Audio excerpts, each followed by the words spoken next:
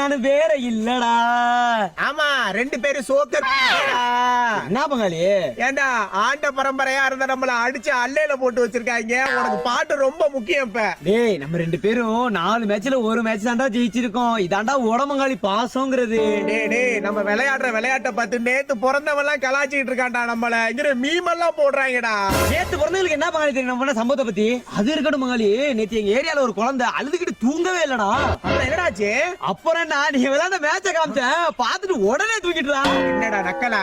பின்ன என்னடா, T20 ஆடுங்கடானா test match ஆடிட்டு இருக்கீங்க, என்னடா பண்ணிட்டு இருக்கீங்க?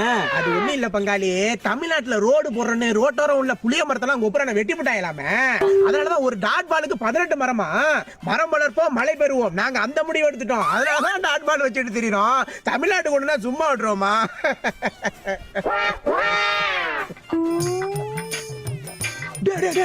RCB டா.